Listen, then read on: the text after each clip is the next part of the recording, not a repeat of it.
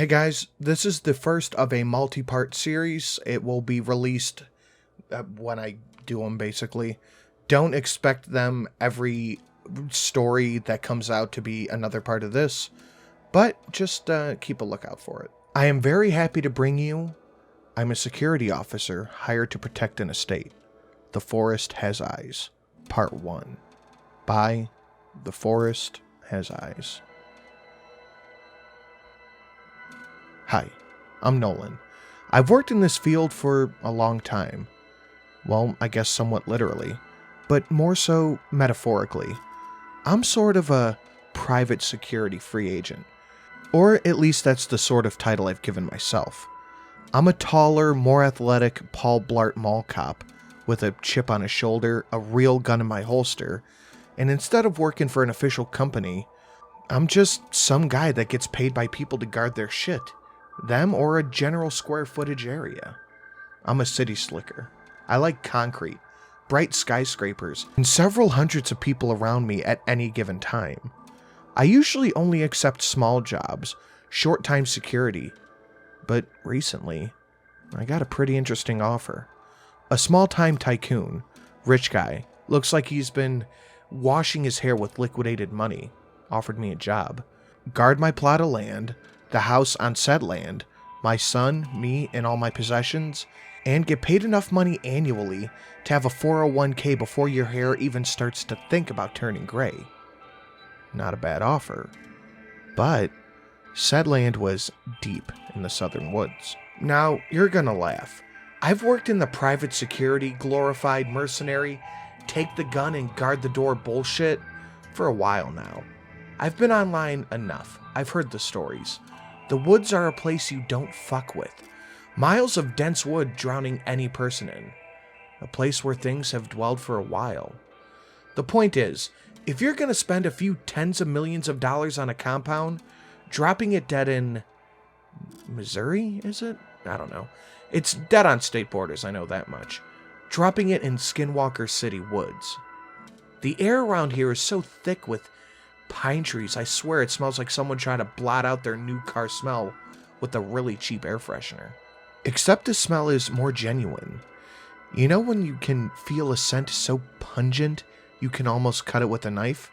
That's what it felt like stepping out of the man's squeaky SUV in front of his estate house, as he called it.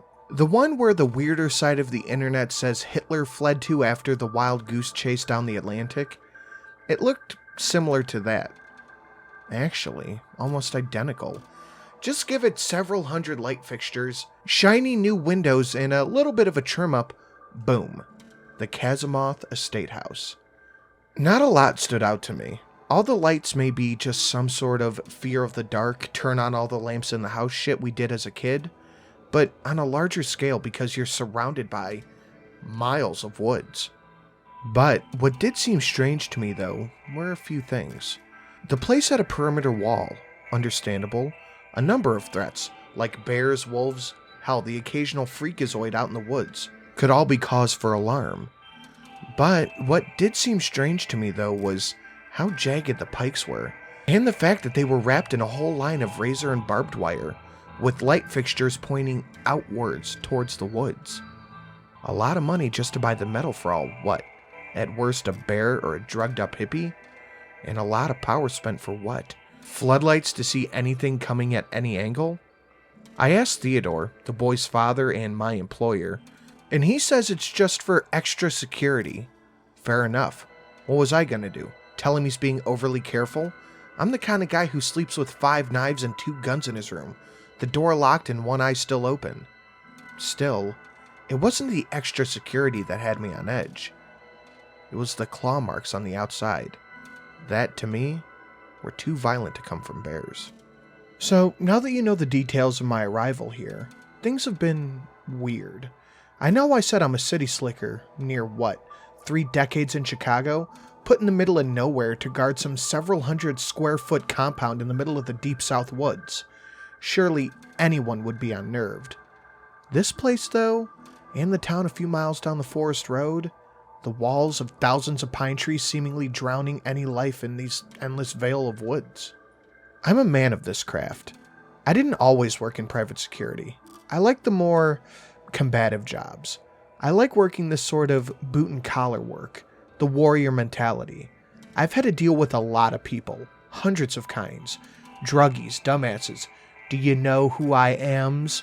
Creepy motherfuckers sitting out by the dumpster with a boombox and socks. Just socks. The point is, I've experienced shit. A lot of shit. So when the sun started to go down and the alarms in my head started to tick on, it's not bullshit. One of my jobs is to check the wall. Not too bad, honestly. It allows me to get out of the house and get some fresh air. Scan this gargantuan stone structure that would make East Berliners get flashbacks. And see the lights at night. Nothing too shabby. A week in and I already had to do actual maintenance on the wall as well. It was midday when I looked on the security cameras. I saw the eastern side had a spot where some sort of matted fur was caught. I didn't see it the night before. So I grabbed some tools and hopped on the ATV and headed over there. When I pried it off, some more alarms went off in my head. 1. This shit was a pain in the ass to pry off. It made some body armor look like cardboard. 2. If it was this tough, how the hell did it get punctured on the defensive wire? 3. If this was animal skin like I thought, why was it dry and laminated, as, say, the underside of a carpet, but still had the organic look to it? Theodore said it's nothing, probably just a bear passing by and shedded off some of its fur that got caught on the wire. But it's nearing wintertime, when the fur would be growing instead of shedding. And shedded fur doesn't have a layer of skin on the inside. I put it in a crate in the security room for later inspection. Do you know what's truly creepy? Sure, the reptilian human bird guy with the Godzilla shriek running at you at 1,000 miles per hour. That can be scary. But do you know what's creepy? It's not the bullshit scary stories. It's not really, well, the movie monsters. It's the things that are just out of place. I'm not an easily spooked man, but it's not the hobgoblin in the woods that'd freak me out. It's the little girl being in the middle of bumfuck nowhere. I was out doing a full property check. I used to do this around once every week, mostly because I was unused to the whole, well, like I said, bumfuck miles of suffocating trees. But as I got more used to it, I started patrolling the land every 2 days or so. I climb on the ATV and I ride out to the gates, patrol the long winding dirt path that the property manager agreed with whoever he bought it from that would be his plot perimeter. Usually, I go shoo off any nicks getting drunk, clear the occasional fallen brush. However, this path runs really deep into the woods. I don't know how much Theodore paid for this land, but it runs miles before it loops back around. You ever take a walk in the woods, feel the calm silence, so tranquil, so undisturbed? In my experience, it's like you're sitting in a canoe on a calm ocean bed. While still, all it takes for you to capsize in the fairly untamed, unsafe woods is one push. One push and you're drowning and panicking and paranoia. So I drove up the ATV path, stopped at what I calculated was the most northern part of the plot. I took out my binoculars and gazed around. Relatively calm, tall grass growing and smothering the trunks of the trees. And the trees, when he started passing his plot of land, started growing more sparser. But there were still hundreds per square foot. Really, it was just an excuse for me to stop. Just to calm my nerves of the forest. You know, relax. What tipped me over was when I heard someone say, "Woof." And I don't mean it's a fucking dog, Dwight, dumbass. I mean a grown fucking man literally saying meow, woof, and bark in the middle of the fucking woods. It was the most goddamn bright evening too, and it still freaked me the fuck out. I gazed around. The noise was coming somewhere northwards off of the property line.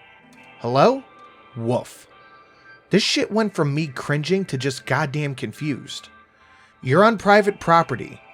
Well, technically he was off the property, but I wasn't going to tell this creepy motherfucker that. Show yourself. Now. A long pause. Then, meow. I let out a sigh. Stop fucking around. Show yourself. Now. What happened next made me immediately reach for the rifle on the back of my ATV. Directly to the right of the ATV, pointing at the point I knew exactly was north of the house, poked out a head. And I don't mean like a head, a hairy motherfucker, some pedophile or some shit. I mean, who the fuck else fucks around in the woods like this? Anyway, what poked out was a completely blank head. You ever have those toys as a kid where you would fill the mold of the guy and pop him out? Well, imagine that, but much, much better on a more defined scale. A male head, stripped of all hair, eyebrows, eyelashes, even fucking lips. The second it poked out, it looked at me with these white eyes and dilated pupils. Without even mouthing, he barely opened his mouth and went, cuckoo, coo. It caused me to nearly trip and fall on my ass from the shock. I scrambled to my feet and aimed the rifle over the ATV, using the small vehicle as cover against whatever the fuck that was. Come out, now! Nay. In retrospect, I could guess that he was making a horse's neigh, but I thought he was saying nay in defiance. So I stood up and screamed, "Come the fuck out, or I will shoot!" Yes, I was that trigger-happy security guard that those thrill-seeking teens ran into when they pushed the buttons of a rent-a-cop on duty. You can thank Iraq for that mentality. What I cannot thank Iraq for was preparing me for what the man did next. The guy crab-walked, and I mean more so, shuffled outward sideways. You know in 2D cartoons like Futurama, how they draw the crabs? That's what he was like. Legs wide apart, hands up like fucking claws. And that god-awful face staring at me. He was also fucking naked. All I could do was let out a, "What the fuck?" Not gonna lie, I was in disbelief. Oink. He turned 90 degrees north and fucking shuffled away at like 50 miles an hour. After a few meters, he just disappeared into the thick brush. What the fuck? I've heard him, but I haven't seen him since. And something told me that Theodore brushing it off wouldn't put my mind at ease either. I started to get over seeing the random lights, the naked man, and the, well, growing claw marks on the side of the wall. I got used to it, I guess. Then, well, I met Tim a few nights ago. So one night, I was sitting in the security room, essentially facing the outside wall. Well, wall of monitors. There's not much in the room. A table with a computer, mouse, keyboard attached to the monitors. The crate where I found the fur along with some other things encrypted Amazon users would buy for about $300 minimum, and a chair. Things get pretty boring. Log walls aren't furnished with a layer of plywood and plaster like the rest of the place, which gives off that piney smell, and makes it strangely quiet. What broke the silence a few days ago was when I took a break from scanning the monitors, just to listen to the browser on my phone. The voice echoed through the speakers. It caused me to jump a bit too. It was the dead of night and went right from dead silence. I quickly scanned the monitors trying to find the source. Nothing at the backside. Nothing in the main yard. Hey! The voice sounded like it was halfway cracking. Then I decided to do what I should have done instead of frantic screen searching. I checked the receiver and saw where the voice was received at. The front gate. Hey! My eyes darted to the camera overlooking the front gate. To see some kind of white figure with a metal pole, it wasn't really that good of a look. So I switched to the front gate cam. What I saw left me in surprise. Not shock, just baffled. It was a science room skeleton. Yes, a science room skeleton. The metal pole was actually the wheeled rack that it was hanging off of. I sat there surprised. I expected to see, a serial killer? Hell, seeing a white figure from a distance made my mind go into emergency mode from reading too many Native American stories online. But this? Hey! The voice called from the skeleton. Or at least I thought it was. It was whatever was coming from the receiver. So it very well could have been a decoy, or someone underneath yelling into it. I clicked on the speaker and called back. "You're on private property." A long silence followed, broke up by, Hey, hey, hey, hey. A dead, unmoving stare from the skeleton as it happened. What the fuck? What is this? Hey, hey. Well, I thought it was pretty clear. Someone was trying to draw attention from the front gate. So I grabbed my rifle, but considered it would also be a close distance. So I grabbed a Beretta from the locker under the table as well. I passed John, Theodore's son. As I passed him and went for the door, I said, "John, go upstairs and lock yourself in your room." He sighed, turning his attention away from some sort of game he was playing on his Xbox. "Why?" "Some guy is at the front gate. It could be a perimeter breach. No other signs of life except for the front gate." John sat there for a second as I unlocked the door. His question caused me to pause. "Is it a skeleton?" I stopped, locking eyes with the 16-year-old. A second of silence passed as a escaped through the slight crack in the door. Possibly. "Oh, that's just Tim." I blinked at the response, shaking my head slightly. "Tim?" "Yeah." The skeleton just appears and yells at the gate. Dad tells me to ignore him and turn up the volume. That's highly unsafe. John looked confused with a silent, "Why?"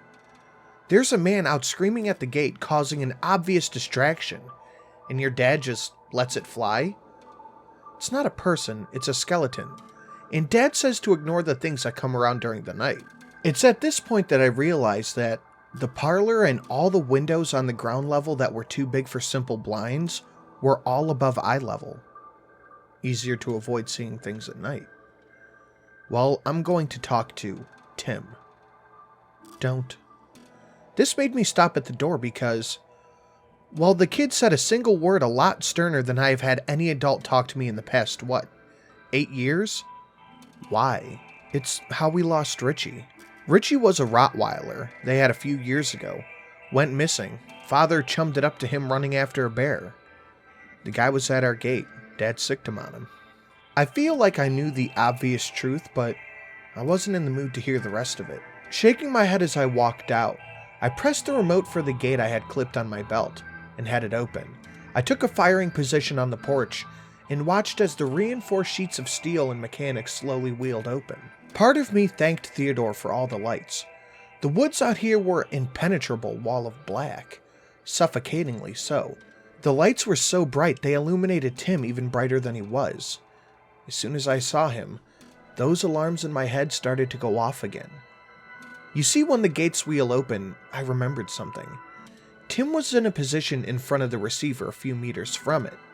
The point is, he was right in front of the driveway when the gates opened up down the middle, and the pitch black wall of trees were really showing themselves.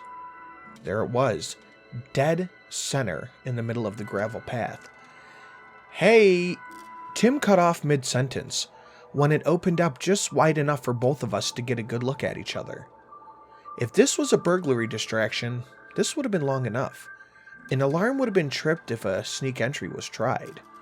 All I saw was me, aiming at whatever the fuck this science class skeleton was in the middle of the fucking woods. Fuck me. I cut the pie at the gate, meaning I vaulted over the porch edge, and checked slowly down the right side if someone was hiding. Nothing. Then I checked the left side, keeping far enough to where they'd have to run a few meters at me. Nothing. I stopped, my rifle barrel lowered, but it was still shouldered. Now, here's the thing. The floodlights are really bright. If someone were to try to hide, you'd be able to see them. The problem was, there was no one, sitting there staring off to the left when Tim started up again. "Hey!" I sighed. What in the ever-loving fuck is going on? "Hey!" I walked toward the gate, peeked around the corner of the wall, and then stared at him. Stared at Tim. At this point, I did scans to the right and the left. No one, nothing, fucking zip. Just me and this goddamn skeleton. The quickly cooling air allowed me to see my breath. I gazed around quickly, trying to see wherever the moon was, near midnight, I think. Narc? I spun around and backed up a couple of paces. Did this skeleton just call me a narc? I lowered my barrel when I realized I was aiming at a fucking skeleton. But in retrospect, I probably shouldn't be so careful. I gazed at the thing for a few moments, just staring at it. I decided to say fuck it and went up to him. It was indeed a skeleton, and a bare one at that. No wires, no cameras, no speaker, nothing. I thought it might have just been built into the stand, but the pipe seemed to be hollow, and it didn't seem like anything was coming from the pipe. I backed up from Tim once again, asking myself confidently, what the actual fuck? Strangely, I expected this to be the point where something jumped out, scared me and forced me into a hasty retreat back into the compound. Estate's walls. But nothing. Not a shadow out in the dark, not a pale, not a white, not a crab-walking, back-flipping, deformed human. Not a goddamn thing. Hey, narc. Nice scar. I turned my head back to Tim, and then backed up a few more steps. I was staring leftward before he said that. On the right side of my face is a scar. A long gash, although not too noticeable unless you're close. And you'd have to be close if you didn't know it was already there. And Tim was around the distance you'd have to be to notice it. There were no cameras on it. How could anyone see? No speakers, so someone couldn't be speaking through it. Yet it just gave me a compliment about my facial mutilation. What the fuck did you just say? I asked and sounded unintentionally offended. It was really more of a stunned confusion. The skeleton didn't answer. Whatever was going on, whoever was doing this, was just fucking with me. So I parted ways with Tim, with a nice crack to the skeleton's jaw, courtesy of my rifle stock. Walked back in, hitting the button as the gate closed slowly. Between the sound of the gate closing and the engines forcing them to slide shut, I heard a parting message from Tim. Asshole! And went back out the next day. Tim was gone. I still don't believe a skeleton talked to me yesterday. Seems so fucking stupid in retrospect. Yet, it matched the atmosphere in a really strange way. Now, it's been weeks. That is some of the shit I've encountered. There's been a lot going on, and I decided to do what any one person encountering all these paranormal elements with too much excess time has. Document it all online. Or, well, blog it, I guess, post maybe? I don't know. I'm getting off track. The point is, I've got plenty of things to tell. So, when I get back to this shitty laptop, you will be the first ones to hear about it.